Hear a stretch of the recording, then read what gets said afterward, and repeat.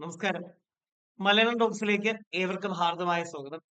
ഒരു നല്ല ദിവസം എല്ലാവർക്കും ആശംസിക്കുന്നു. ഇക്കഴിഞ്ഞ 2 മാസങ്ങളിലായി, പ്രത്യേകിച്ച് 2026 മെയ്, ജൂൺ മാസങ്ങളിൽ കേരള PSC നടത്തിയ പ്രധാനപ്പെട്ട ചില പരീക്ഷകളിലെ കല, സാഹിത്യ, സാംസ്കാരിക, കായിക മേഖലയിൽ നിന്നുള്ള ചോദ്യങ്ങളെ നിങ്ങളോട് പരിചയപ്പെടുത്തുകയായിരുന്നു. പ്രത്യേകിച്ച് ഈ വരുന്ന ഫയർ വുമൺ, അതുപോലെ തന്നെ ഫയർമാൻ എക്സാമുകളുടെ കുട്ടികൾക്കും വരുന്ന 10th ലെവലിൽ വരുന്ന പരീക്ഷകൾക്കും ഒക്കെ തന്നെ ഉപകാരപ്പെടുന്ന രീതിയിൽ ഈ ഭാഗങ്ങളുടെ പഠനം എങ്ങനെ ക്രമീകരിക്കാം എന്നതുമാണ് ഈ ക്ലാസ്സിലൂടെ നമ്മൾ ലക്ഷ്യം വെക്കുന്നത്, പഠിക്കുവാനായിട്ട് ശ്രമിക്കുന്നത്. മുഖവുരകൾ ഇല്ലാതെ തന്നെ നമ്മുടെ ഭാഗത്തേക്ക് വരികയാണ്. പ്രമുഖ നോവലിസ്റ്റും കാർട്ടൂണിസ്റ്റുമായ OV വിജയൻ. നമുക്ക് ഏവർക്കും പരിചിതനായ ഒരു വ്യക്തിയാണ് OV വിജയൻ. എന്റെ ഓഫ്ലൈൻ ക്ലാസ്സുകളിൽ ഇരുന്നിട്ടുള്ള കുട്ടികൾക്ക് എല്ലാവർക്കും അറിയുന്ന ഒരു കാര്യമുണ്ട്. ഞാൻ എന്റെ എല്ലാ ക്ലാസ്സുകളിലും അതിൽ ആദ്യത്തെ ക്ലാസ്സിൽ എല്ലാ പ്രാവശ്യവും എല്ലാ ബാച്ചുകളും ആദ്യത്തെ ക്ലാസ്സിൽ ഞാൻ പറയുന്ന ഒരു പേരാണ് OV വിജയന്റെ. അത് വളരെ പ്രധാനപ്പെട്ട ഒരു പേരാണ്. OV വിജയന്റെ കൃതികൾ താഴെ കൊടുത്തിരിക്കുന്നതിൽ ഏതെല്ലാം എന്നാണ് ചോദ്യം. അതിൽ പ്രവാചകന്റെ വഴി, ഗുരുസാഗരം, ഉഷ്ണമേഖല, അതുപോലെ തന്നെ ഓഹരി, ഇവയാണ് കൃതി എന്ന് പറയുന്നത്. അപ്പൊ ഇതിൽ പ്രവാചകന്റെ വഴി OV വിജയന്റേതാണ്. പ്രവാചകന്റെ വഴി OV വിജയന്റേതാണ്. ഗുരുസാഗരവും OV വിജയന്റേതാണ്. ഈ ഗുരുസാഗരത്തിന്റെ ഒരു പ്രത്യേകത നമുക്ക് പെട്ടെന്ന് ഓർമ്മ വരുന്നത്, ഗുരുസാഗരം അദ്ദേഹത്തിന് വയലാർ അവാർഡ് നേടിക്കൊടുത്ത കൃതിയാണ്. അതായത് OV വിജയന് വയലാർ അവാർഡ് നേടിക്കൊടുത്ത കൃതിയാണ് ഈ പറയുന്ന ഗുരുസാഗരം എന്ന് പറയുന്നത്. വയലാർ മാത്രമല്ല, കേന്ദ്ര കേരള സാഹിത്യ അക്കാദമി അവാർഡുകൾ നേടിക്കൊടുത്തു. ഖസാക്കിന്റെ ഇതിഹാസത്തിന് ഓടക്കുഴൽ അവാർഡാണ് ലഭിക്കുന്നത്. അപ്പോ പ്രവാചകന്റെ വഴിയും ഗുരുസാഗരവും അദ്ദേഹത്തിന്റെ കൃതികളാണ്. എന്നാൽ ബാക്കി രണ്ടും അദ്ദേഹത്തിന്റെ അതല്ല. അപ്പോ നമുക്ക് 3ഉം 4ഉമാണ് ശരി, അല്ലെ? തന്നിരിക്കുന്നത് ശരിയായവ ഏതൊക്കെയെന്നല്ലേ? അപ്പോ അത് 1ഉം 2ഉം ഓക്കെ അല്ലെ? അപ്പൊ നിങ്ങൾ ചോദിക്കില്ല, പക്ഷെ ഈ ഉഷ്ണമേഖലയും ഓഹരിയും എഴുതിയത് ആരാണെന്നത്. കാരണം ഇവിടെ ഓപ്ഷനിൽ ആ ബുക്കുകളുടെ പേര് വന്നുവെങ്കിൽ ഇത്രമേൽ നമുക്കത് പ്രധാനമായിരിക്കും. കാരണം ആദ്യത്തേത് ഉഷ്ണമേഖല എഴുതിയത് കാക്കനാടനാണ്. എനിക്ക് തോന്നുന്നു PSC ഏറ്റവും കൂടുതൽ തൂലികാനാമം ചോദിച്ചിരിക്കുന്ന ഒരു പേരാണ് കാക്കനാടന്റേത്. ജോർജ് വർഗീസ് കാക്കനാടൻ എന്ന് ചോദിക്കും. George Varghese Kakkanadan, Kakkanadan, George Varghese Kakkanadan. അദ്ദേഹത്തിന്റെ ബുക്കാണ് ഉഷ്ണമേഖല എന്ന് പറയുന്നത്. ഈ ബുക്കിന്റെ ഒരു പ്രമേയം എന്ന് പറയുന്നത്, ഈ ഓൺലൈനിൽ എനിക്കൊന്ന് പറയാമോ എന്ന് എനിക്ക് അറിയില്ല. നിങ്ങൾക്ക് ആർക്കും അത് ബുദ്ധിമുട്ടുണ്ടാവില്ല എന്ന് ഞാൻ വിശ്വസിക്കുകയാണ്. വിശക്കുന്നവന് അപ്പവും ദരിദ്രന് അഭയവും സകലർക്കും സമത്വവും പ്രദാനം ചെയ്യുന്നതിന് പകരം ഉയരങ്ങളിലെ ഒരു നക്ഷത്രം മാത്രമായി പ്രസ്ഥാനം മനുഷ്യരിൽ നിന്ന് അകന്നു. കേരളത്തിൽ കമ്മ്യൂണിസ്റ്റ് പ്രസ്ഥാനത്തിന്റെ വളർച്ചയുടെ മറ്റൊരു മുഖമാണ് ആധുനിക മലയാള സാഹിത്യത്തിലെ ഒരു അപൂർവ അനുഭവമായ ഈ പറയുന്ന ഉഷ്ണമേഖല. അതായത് ഈ കമ്മ്യൂണിസ്റ്റ് പ്രസ്ഥാനം, ആദ്യകാലത്ത് കമ്മ്യൂണിസം എന്നത് താൻ കഴിക്കുന്ന ഒരു ചോറിന്റെ, അല്ലെങ്കിൽ താൻ കഴിക്കുന്ന ആഹാരം, അതിൽ തന്റെ വിശപ്പിന് ശേഷം വരുന്ന ഓരോ മണിയും തന്റേതല്ല, അവരന്റേതാണ് എന്ന തിരിച്ചറിവിന്റെ പേരായിരുന്നു. എന്നാൽ അടുത്ത കാലത്ത് എവിടെയോ, അല്ലെങ്കിൽ കഴിഞ്ഞ കുറച്ചു കാലങ്ങൾ എവിടെയോ ആ തിരിച്ചറിവ് നമുക്ക് നഷ്ടപ്പെട്ടു പോയോ എന്നൊരു സംശയം അവിടെയുണ്ട്. ഓക്കെ, ഈ പറയും പോലെ ഒരുപക്ഷെ കാലത്തിനനുസരിച്ച് കോലം മാറുന്നതാകാം. എന്നാൽ അതിനെയൊക്കെ തന്നെ ശക്തമായി അവതരിപ്പിക്കുന്നതാണ് കാക്കനാടന്റെ ഉഷ്ണമേഖല എന്ന് പറയുന്ന ഒരു കൃതി. അപ്പൊ നിങ്ങൾ ചോദിക്കില്ലേ, പക്ഷെ എന്നാൽ ഓഹരിയോ? ഓഹരി എഴുതിയിരിക്കുന്നത് അത് KL മോഹനവർമ്മയാണ്. KL മോഹനവർമ്മ. ഒന്നുകൂടെ, ഓഹരി എഴുതിയത് ആരാ? KL മോഹനവർമ്മ. ഈ ഈ കൃതിയുടെ ഏറ്റവും വലിയ പ്രത്യേകത എന്ന് പറയുന്നത്, ഇത് 1992 പ്രസിദ്ധീകരിക്കുന്നത്. 1992 പ്രസിദ്ധീകരിക്കുന്നു. ഈ കൃതിക്ക് 1993 കേരള സാഹിത്യ അക്കാദമി അവാർഡ് കിട്ടുന്നു. മലയാളത്തിലെ ആദ്യത്തെ ഫിനാൻഷ്യൽ ത്രില്ലർ, ഞാൻ ഇവിടെ എഴുതുകയാണ്, ഫിനാൻഷ്യൽ ത്രില്ലർ.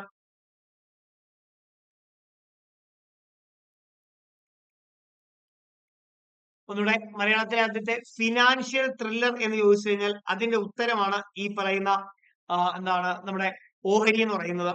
ഇതിലെ കേന്ദ്ര കഥാപാത്രങ്ങളെ നമുക്കൊന്ന് അറിഞ്ഞു വെക്കണം. കേന്ദ്ര കഥാപാത്രങ്ങൾ എന്ന് പറയുന്നത് നായിക മിനിയാണ് നായിക. അതായത് ഈ ഒരു സമയത്ത്, അല്ലെങ്കിൽ ഒരു കാലത്ത് ഈ ബിസിനസ് സ്ത്രീകളെ കൊണ്ട് നോക്കി നടത്താൻ പറ്റില്ല എന്നും സ്ത്രീകൾക്ക് ബിസിനസ് ചേരുന്നതല്ല എന്നും ഉണ്ടായിരുന്ന ഒരു ചിന്തകൾക്ക് മേലെയാണ് മിനി എന്ന കഥാപാത്രത്തെ ഇവിടെ മോഹനവർമ്മ പ്രതീക്ഷിക്കുന്നത്. മിനിയെ കൂടാതെ പ്രധാനപ്പെട്ട കഥാപാത്രങ്ങൾ ബാലചന്ദ്രനുണ്ട്, മിനിയുടെ പൂർണ്ണമായ പേര് മിനി ബാലചന്ദ്രൻ എന്നാണ്. ബാലചന്ദ്രൻ. ഓക്കെ അല്ലേ?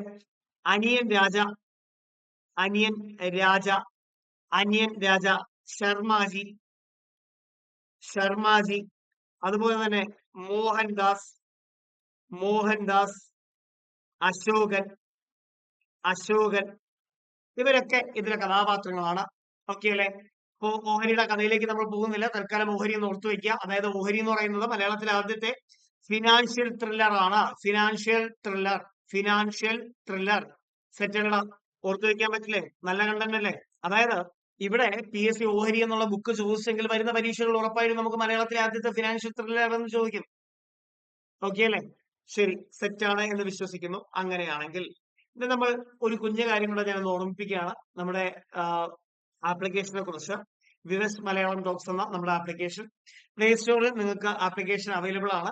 പ്രത്യേകിച്ച് കഴിഞ്ഞ കുറച്ച് നാളുകളിലായിട്ട് കലയും സാഹിത്യവും മലയാളവും കായികവും ഒക്കെ തന്നെ നമ്മുടെ കുട്ടികളെ വളരെയധികം ബുദ്ധിമുട്ടിക്കുന്നു എന്ന് നമ്മൾ മനസ്സിലാക്കുന്നുണ്ട്. അപ്പൊ അതുകൊണ്ടാണ് അതുകൊണ്ടൊന്ന് ലക്ഷ്യം വെച്ചുകൊണ്ടാണ് നമ്മൾ ഈ ഒരു ആപ്ലിക്കേഷനിൽ നമ്മുടെ ക്ലാസ് നമ്മൾ മുമ്പോട്ട് കൊണ്ടുപോകുന്നത്. ഇപ്പൊ കലാ സാഹിത്യ സാംസ്കാരിക കായിക മേഖലയെയും മലയാളത്തെയും ഉൾക്കൊള്ളിച്ചുകൊണ്ട് 1 ഇയറിന്റെ, അതായത് 1 ഇയർ വാലിഡിറ്റിയിൽ, ഒരു വർഷത്തെ വാലിഡിറ്റിയിലാണ് നമ്മുടെ കോഴ്സ് നമ്മൾ ഡിസൈൻ ചെയ്തിട്ടുള്ളത്.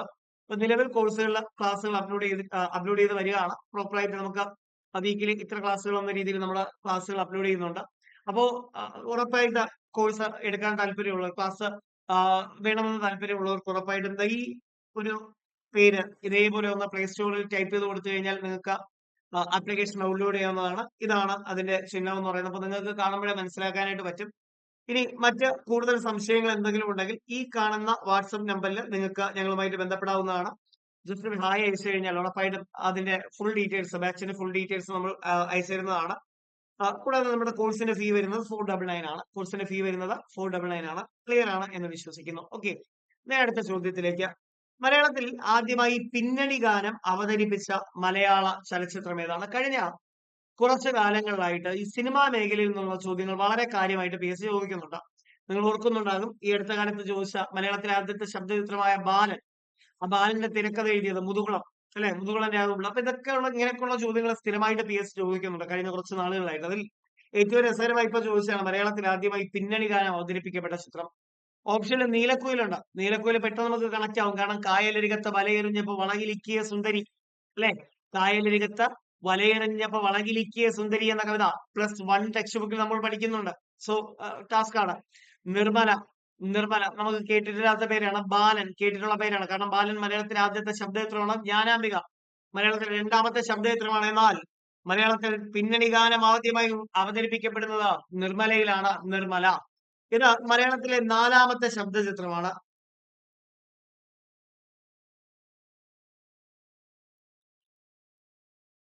ഓക്കെ അല്ലെ? 4ാമത്തെ ശബ്ദചിത്രം. ഒന്നുകൂടെ, 4ാമത്തെ ശബ്ദചിത്രം. ഒന്നുകൂടെ, 4ാമത്തെ ശബ്ദചിത്രം. അപ്പോ മലയാളത്തിൽ ആദ്യമായി പിന്നണി ഗാനം ഉപയോഗിച്ചു. മലയാളത്തിലെ 4ാമത്തെ ശബ്ദചിത്രമാണ്. അപ്പൊ നിങ്ങൾ ചോദിക്കില്ല, പക്ഷേ നിർമ്മല എന്ന ചിത്രം ഇവിടെ വർഷമൊക്കെ കാണാം. 1948 ജനുവരി മാസത്തിൽ കേരള ടാക്കീസിൽ പുതിയ മലയാള ചിത്രം, കേരള ടാക്കീസിന്റെ പുതിയ മലയാള ചിത്രം. അപ്പൊ നിങ്ങൾ എന്നോട് ചോദിക്കില്ലേ, പക്ഷേ ഈ ഗാനം എഴുതിയതാരാ, അല്ലെങ്കിൽ ഇതിലെ ഗാനങ്ങൾ എഴുതിയതാരാണ്? ഒറ്റപ്പേര്, മലയാളത്തിന്റെ സ്വന്തം ദാർശനിക കവിയായുള്ള ജി ശങ്കരക്കുറുപ്പ്. അടിപൊളി ചോദ്യമല്ലേ, അടിപൊളി ചോദ്യമല്ലേ? ആരാണ് ജി ശങ്കരക്കുറുപ്പ്? ഇനി നാം നോക്കിയേ, ആദ്യമായി ദേശീയ പുരസ്കാരം, ദേശീയ പുരസ്കാരം, ആദ്യത്തെ ദേശീയ പുരസ്കാരമാണ് ദാ പോകുന്ന നമ്മുടെ നീലക്കുയിൽ എന്ന് പറയുന്നത് അല്ലെ, ആദ്യത്തെ ദേശീയ പുരസ്കാരം. അപ്പൊ നിങ്ങൾ ചോദിക്കില്ല, പക്ഷെ ദേശീയ പുരസ്കാരം ആദ്യമായിട്ട് നേടിയത് നീലക്കുയിലാണോ? ചെമ്മീൻ അല്ലേ? അല്ല. ദേശീയ പുരസ്കാരം എന്ന് ചോദിക്കുമ്പോൾ രാഷ്ട്രപതിയുടെ സുവർണ്ണ മെഡലെന്നോ വെള്ളി മെഡലെന്നോ ഉള്ള വ്യത്യാസമൊന്നും നിങ്ങൾ നോക്കണ്ട. ആ പുരസ്കാരം കിട്ടിയിട്ടുണ്ട്, അത് ദേശീയ പുരസ്കാരം തന്നെയാണ്. ക്ലിയർ അല്ലേ? അതായത് രാഷ്ട്രപതിയുടെ സുവർണ്ണ മെഡൽ അല്ലെങ്കിൽ വെള്ളി മെഡൽ എന്ന് പറയുന്നത് ദേശീയ പുരസ്കാരമാണ്. അങ്ങനെയാണെങ്കിൽ അവിടെ ഓർത്തുവെക്കുക, നീലക്കുയിലാണ് ആദ്യത്തെ ദേശീയ പുരസ്കാരം. സെറ്റ് അല്ലേ? ഇനി ബാലൻ നമുക്കറിയാം ആദ്യത്തെ ശബ്ദചിത്രം, ശബ്ദചിത്രം എങ്കിൽ ജ്ഞാനാംബിക രണ്ടാമത്തെ ശബ്ദചിത്രം, രണ്ടാമത്തെ ശബ്ദചിത്രം. സെറ്റ് അല്ലേ? ഇനി 4ാമത്തെ ശബ്ദചിത്രവും ഗാനങ്ങൾ ഉൾക്കൊള്ളിച്ച ആദ്യ സിനിമയുമാണ് നിർമ്മല. നമുക്കറിയാം ഒരു സിനിമയ്ക്ക് ഗാനങ്ങൾ നൽകുന്ന ഭാവതലം വളരെ വലുതാണ്. അതുകൊണ്ട് തന്നെ ആ ചോദ്യത്തിന് വലിയ പ്രസക്തിയും ഉണ്ടെങ്കിൽ അടുത്ത ചോദ്യത്തിലേക്ക് ചോദ്യം. പ്രാചീന കവിത്രയങ്ങളിൽ ശബ്ദസുന്ദരൻ എന്ന് വിശേഷിപ്പിക്കപ്പെട്ട കവി ആരാണ്? ചോദ്യം വന്നത് 56/2024 ഞാൻ നോർമലി ഈ ചോദ്യം കോഡ് കാണിച്ചു തരാതിരിക്കുന്നതിന് ഒരു കാര്യം കൂടെ ആണ്. നിങ്ങൾ കോഡ് നോക്കി ആ വഴിക്ക് പോകണ്ട, പകരം ചോദ്യം മാത്രം നോക്കുക. പ്രാചീന കവിത്രയത്തിൽ ശബ്ദ സുന്ദരൻ. അവിടെ ഒരു കാര്യം ശ്രദ്ധിക്കേണ്ടത്, ഈ PSC എന്തുദ്ദേശിച്ചാണ് അങ്ങനെ ഒരു ചോദ്യം ചോദിച്ചതെന്ന് എനിക്ക് അറിയില്ല. കാരണം പ്രാചീന കവിത്രയത്തിൽ അങ്ങനെ ഒരു ശബ്ദ സുന്ദരനില്ല. ഉള്ളത് ആധുനിക കവിത്രയത്തിലാണ്. ആധുനിക കവിത്രയത്തിൽ. ഓക്കെ അല്ലേ? അപ്പൊ തോന്നും പോലെ അല്ലെങ്കിൽ ഈ പറയും പോലെ എഴുത്തുമായും കുറച്ചുകൂടെയൊക്കെ വശമുള്ളവർ ചോദ്യം തയ്യാറാക്കി കഴിഞ്ഞിരുന്നുവെങ്കിൽ കുറച്ചുകൂടെയൊക്കെ നല്ല ചോദ്യങ്ങൾ നമുക്ക് പ്രതീക്ഷിക്കാമായിരുന്നു അല്ലെ? ഓർത്തു വെക്കുക, ആധുനിക കവിത്രയത്തിൽ, അതും കവിത്രയങ്ങൾ എന്നാണ് പ്രയോഗം. നമുക്കറിയാം സംഖ്യാവാചക ശബ്ദങ്ങൾ വരുമ്പോൾ ബഹുവചന പ്രത്യയം വരില്ല. സോ ആ ആധുനിക കവിത്രയത്തിൽ ശബ്ദസുന്ദരൻ എന്നറിയപ്പെടുന്ന ആരാണ്? ശബ്ദസുന്ദരൻ എന്നറിയപ്പെടുന്ന ആരാണ്? ഒറ്റ പേരാണ് ശബ്ദസുന്ദരൻ. വള്ളത്തോൾ നാരായണ മേനോൻ. ആശാനാശയ ഗംഭീരൻ, ഉള്ളൂർ ഉജ്ജ്വല ശബ്ദാഢ്യൻ, വള്ളത്തോൾ ശബ്ദസുന്ദരൻ. ഇതേ വള്ളത്തോളിന് നമ്മൾ കൊടുക്കുന്ന ചില പ്രധാനപ്പെട്ട വിശേഷണങ്ങളുണ്ട്. ഒന്ന്, കേരള ടാഗോർ. കേരള ടാഗോർ. കേരള ടെന്നിസൺ. കേരള ടെന്നിസൺ. ഇനി കേരള വാത്മീകി. കേരള വാത്മീകി. അപ്പൊ കേരള ടാഗോർ, കേരള ടെന്നിസൺ, കേരള വാത്മീകി. ഇനി കേരളത്തിന്റെ പൂങ്കുയിൽ.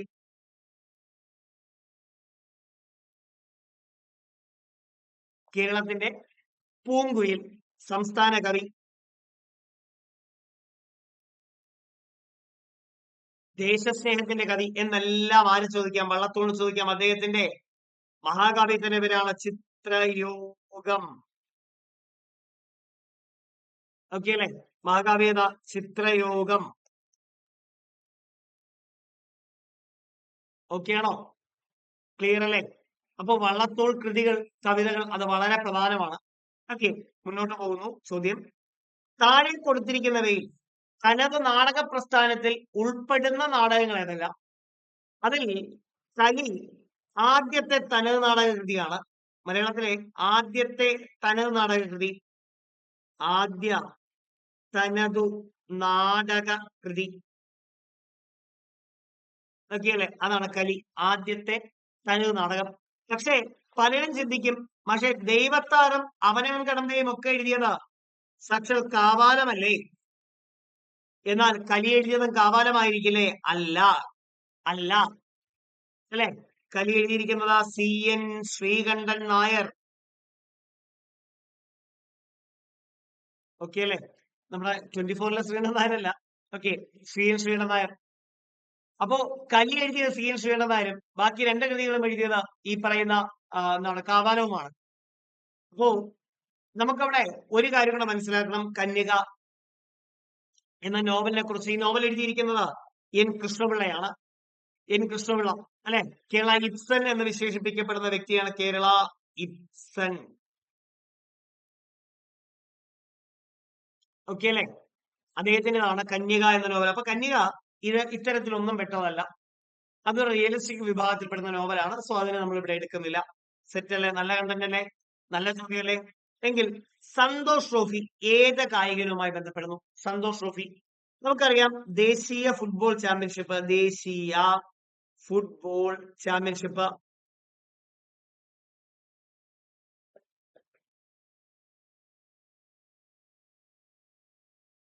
ഓക്കെ അല്ലെ?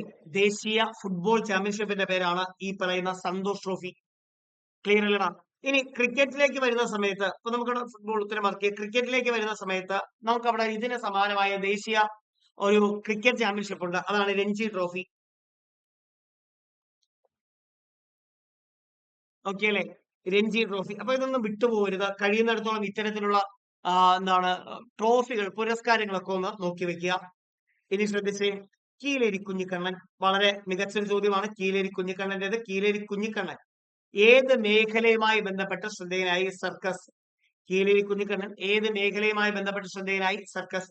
അപ്പൊ നിങ്ങൾ എന്നോട് ചോദിക്കില്ലേ, പക്ഷെ ഞങ്ങൾക്ക് ഒരു ഒരു സംശയമുണ്ട്. പണ്ട് 94/2024 94/2024 തിരുവനന്തപുരം LDCക്കും ഇത്തരത്തിലൊരു ചോദ്യമില്ലായിരുന്നോ? ആ ചോദ്യം ഉണ്ടോ എന്ന് നമുക്ക് നോക്കാം ആദ്യം.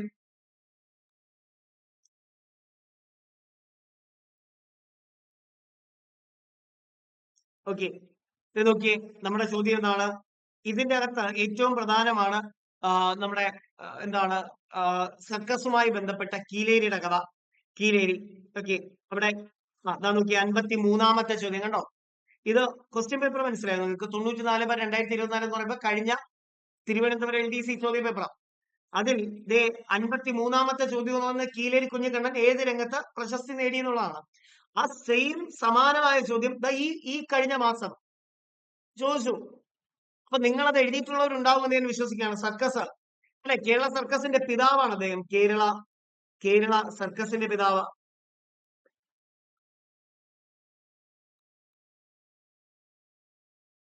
ഓക്കെ അല്ലെ.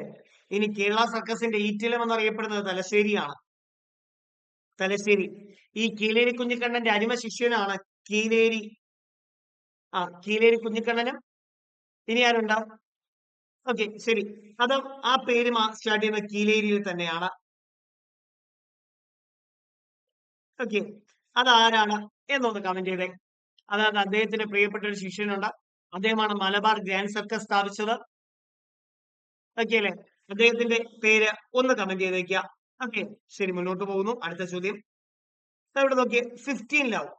15 ലവ് എന്ന പദം എന്തുമായി ബന്ധപ്പെടുന്നു? ചോദ്യം ഒന്നുകൂടെ. 15 ലവ് എന്ന പദം എന്തുമായി ബന്ധപ്പെടുന്നു? നൈസ് ഒരു ചോദ്യമാണ് കേട്ടോ. 15 ലവ് എന്ന പദം എന്തുമായി ബന്ധപ്പെടുന്നു എന്നാണ് ചോദ്യം. ഈ 15 ലവ് എന്നുള്ള പദം അത് ഏറ്റവും പ്രധാനമായിട്ട് ഓർക്കേണ്ടത് അത് നമ്മുടെ ഈ ടെന്നീസുമായിട്ട് ബന്ധപ്പെട്ടാണ് 15 ലവ് എന്ന് പറയുന്നത്. ഓക്കെ അല്ലെ. ടെന്നീസുമായി ബന്ധപ്പെട്ടാണ് 15 ലവ് എന്ന് പറയുന്നത്. ഈ ലവ് എന്ന് മാത്രമായിരുന്നുവെങ്കിൽ നമുക്ക് കുഴപ്പമില്ല. അത് ഈ പറയും പോലെ ബാഡ്മിന്റൺ ഉൾപ്പെടെ നമുക്ക് എടുക്കാമായിരുന്നു. 15 ലവ് എന്നാണ് ഈ പദം. ഈ 15 ലവിന്റെ പ്രത്യേകത എന്ന് പറയുന്നത് നമുക്ക് ഇതിൽ ശ്രദ്ധിക്കേണ്ട ഒരു കാര്യം, 15 ലവ് എന്ന് പറയുന്നത് ഒരു എന്താ പറയാ ഒരു താരം, രണ്ടുപേർ തമ്മിൽ കളിക്കുന്ന സമയത്ത് ഒരു താരത്തിന് 0 പോയിന്റ്, ഒരു താരത്തിന് 15 പോയിന്റ്, ഒരു താരത്തിന് 0 പോയിന്റ്. അങ്ങനെ 0 കിട്ടിയത് കാണിക്കാനാണ് ഈ പറയുന്ന ലവ് എന്ന വാക്ക് ഉപയോഗിക്കുന്നത്. സത്യത്തിൽ ലവ് എന്ന് പറയുന്നത് ഇതിന്റെ ഒരു ഒറിജിൻ വരുന്നത് ഇത് ഇറ്റാലിയൻ വേർഡാണ്. ഇതിന്റെ അകത്ത് ഇതിന്റെ കറക്റ്റ് അർത്ഥം എന്ന് പറയുന്നത് ഈ മുട്ട എന്നാണ്. മുട്ട നമ്മൾ പറയുമ്പോൾ ആനമുട്ട എന്ന് പറയില്ലേ, മുട്ട. അതായത് 15 മുട്ടയും 15 പൂജ്യവും എന്ന് കാണിക്കാനായിട്ട് പരിഹസിച്ചു തുടങ്ങിയതാ. പക്ഷെ പിന്നെ അത് നമുക്ക് ഈ കളിയുടെ പ്രധാനപ്പെട്ട ഒരു ഭാഗമായിട്ട് അങ്ങ് മാറി. ഓക്കെ അല്ലേ. 15 ലവ് എന്ന് പറയുന്ന പദം വരുന്നത് അങ്ങനെയാണ്. സെറ്റാണെന്ന് വിശ്വസിക്കുന്നു. അപ്പോ ഓർത്തു വെക്കുക, ഈ പറയുന്ന ടെന്നീസിനകത്താണ് ഈ പറയുന്ന ഒരു പദം വരുന്നത്. ഇനി ചില വാക്കുകൾ ഒന്ന് നോക്കി വെക്കാം. അതിൽ ആദ്യത്തേത് ELO rating. ELO rating. ELO rating എന്ന പദം എന്തുമായി ബന്ധപ്പെടുന്നു? ELO rating. ELO റേറ്റിംഗ് അത് ചെസ് ആണ്. ചെസ്. ELO റേറ്റിംഗ് എവിടെയാണ്? ചെസ്. സോക്കർ എന്ന പദം. Soccer. Soccer. Soccer. Football. Football. Okay അല്ലെ. ഇനി ഏറ്റവും പ്രധാനമാണ് night watchman. Okay, night watchman cricket. Night watchman cricket. ഇനി അതുപോലെ തന്നെ ചൈനാമാൻ, ഇതും എന്ത് തന്നെയാണ്? ക്രിക്കറ്റ്. ക്രിക്കറ്റ്. ക്ലിയർ അല്ലേ? വിട്ടുപോകില്ല എന്ന് വിശ്വസിക്കട്ടെ. അപ്പൊ ഇവയും ക്രിക്കറ്റ് ആണ്. ഇനി അതേപോലെ തന്നെ ഓർത്തു വെക്കുക, ഹിറ്റ് വിക്കറ്റ് എന്നൊരു പദം. ഹിറ്റ് വിക്കറ്റ് എന്നൊരു പദം. ഹിറ്റ് വിക്കറ്റ് എന്ന പദം. ഈ ഹിറ്റ് വിക്കറ്റ് എന്ന പദവും എന്തുമായി ബന്ധപ്പെടുന്നു? ഈ പറയുന്ന ക്രിക്കറ്റുമായി ബന്ധപ്പെടുന്നു. ക്ലിയർ അല്ലേ? അപ്പൊ ഒന്നുകൂടെ, ഹിറ്റ് വിക്കറ്റ് എന്ന പദം എന്തുമായി ബന്ധപ്പെടുന്നു? എന്തുമായി ബന്ധപ്പെടുന്നുണ്ട്? യെസ്, കറക്റ്റ് ആണ്. ഹിറ്റ് വിക്കറ്റ് എന്ന പദം ക്രിക്കറ്റുമായി ബന്ധപ്പെടുന്നു. എങ്കിൽ ഡയമണ്ട എന്ന വാക്ക്, ഡയമണ്ട് എന്ന വാക്ക് എന്തുമായി ബന്ധപ്പെടുന്നു? ഡയമണ്ട് അത് ബേസ്ബോൾ. ശ്രദ്ധിക്കുക, അത് ബേസ്ബോൾ. ഓക്കെ അല്ലെ. അപ്പൊ നിങ്ങൾ ചോദിക്കില്ലേ, പക്ഷെ എങ്ങനെ ബേസ്ബോൾ കളിക്കുക എന്നുള്ളത്? ഇത് നോക്കി, ബേസ്ബോൾ എന്ന് പറയുന്ന ഒരു കായിക രൂപം തന്നെ നോക്കി വെക്കുക. ബേസ്ബോൾ ഇതാണ് ഗെയിം. ഇനി ഇതിന്റെ കോർട്ട് നമുക്കൊന്ന് കണ്ടുവരാം. നോക്കിയേ, ഇത് ഇതിന്റെ ഒരു കോർട്ടാണ്. ഇതിന്റെ കോർട്ടാണിത്. കണ്ടോ? ഇതിന്റെ ഷേപ്പ് കണ്ടോ? ഒരു ഡയമണ്ടിന്റെ ഷേപ്പ് അല്ലേ? അതായത് നോർമലി വരുന്ന ഒരു ഷേപ്പിലല്ലല്ലോ. ഇവിടുന്ന് അങ്ങോട്ടാണ് കളിക്കുന്നത് കേട്ടോ. ഓക്കെ. അല്ലെങ്കിൽ അതിന്റെ മറ്റൊരു നമുക്ക് വേറെ ചിത്രം കിട്ടുമോ നോക്കാം. ഓക്കെ. ദേ നോക്കിയേ. കണ്ടോ? ഇത് കണ്ടോ? ഓക്കെ. ആ പോയിന്റിൽ നിന്ന് അവിടുന്ന് അങ്ങോട്ട് കളിക്കാ ചെയ്യുന്നേ. ഓക്കെ. ഇതും കുറച്ചുകൂടി നിങ്ങൾക്ക് ക്ലിയർ ആവാൻ എളുപ്പമായിരിക്കും കേട്ടോ. അതുകൊണ്ടാണ് അതുകൊണ്ടാണ് ഇവിടെ എന്ത് പറഞ്ഞത്? ഡയമണ്ട് എന്ന പദം എന്തുമായി ബന്ധപ്പെടുന്നു ചോദിക്കുമ്പോ എന്ത് കൊടുക്കുന്നത് നമ്മള്? യെസ്, ബേസ്ബോൾ കൊടുക്കുന്നത്. ഡയമണ്ട് വിട്ടുപോകില്ല എന്ന് പ്രതീക്ഷിക്കുന്നു. വിട്ടുപോകില്ല എന്ന് പ്രതീക്ഷിക്കുന്നു. നൈസ് അല്ലടാ, സെറ്റ് അല്ലേ? അങ്ങനെയാണെങ്കിൽ ഒരു വാക്കൂടെ പറഞ്ഞ് നമ്മൾ ഇന്നത്തെ ഒരു സെക്ഷൻ വിടുകയാണ്. അത് ഗ്ലാൻസ് എന്നതാണ്. ഗ്ലാൻസ്. ഗ്ലാൻസ് എന്ന പദം എന്തുമായി ബന്ധപ്പെടുന്നു? അത് ക്രിക്കറ്റ് ആണ്. ഗ്ലാൻസ് എന്ന പദം എന്തുമായി ബന്ധപ്പെടുന്നു? ക്രിക്കറ്റ് ആണ്. അപ്പോ ഇത്രയും ഈ കഴിഞ്ഞ ഒരു ഒരു 1-1.5 മാസത്തിനിടെ PSC പ്രധാനമായും ചോദിച്ച കുറച്ച് ചോദ്യങ്ങളാണ്. ഓക്കെ. ഇനിയും പറയാൻ ഒരുപാട് ചോദ്യങ്ങളുണ്ട്. അപ്പൊ നമുക്ക് കുഞ്ഞു കുഞ്ഞു സെക്ഷൻസ് ആയിട്ട് നമുക്കത് മുമ്പോട്ട് കൊണ്ടുപോകാം. ഓക്കെ. അപ്പോൾ നിങ്ങൾ കഴിയുന്നിടത്തോളം ഈ ഭാഗമൊക്കെ ഒന്ന് നന്നായിട്ട് പഠിച്ചു വെക്കാം. വരുന്ന പരീക്ഷകൾ ഇതിനകത്തു നിന്നൊക്കെ കിട്ടുന്ന ചോദ്യങ്ങൾ മാക്സിമം ചെയ്യാനായിട്ട് ശ്രദ്ധിക്കാം. ഒരു നല്ല ദിവസം അപ്പൊ എല്ലാവർക്കും ആശംസിക്കുകയാണ്. അപ്പൊ മറ്റൊരു ക്ലാസ്സുമായി നമുക്ക് വരുന്ന ദിവസങ്ങളിൽ വീണ്ടും കാണാം. ഏറ്റവും നല്ലൊരു ദിവസം എല്ലാവർക്കും ആശംസിക്കുന്നു. ക്ലാസ് വൈൻഡപ്പ് ചെയ്യുന്നു. Thank you.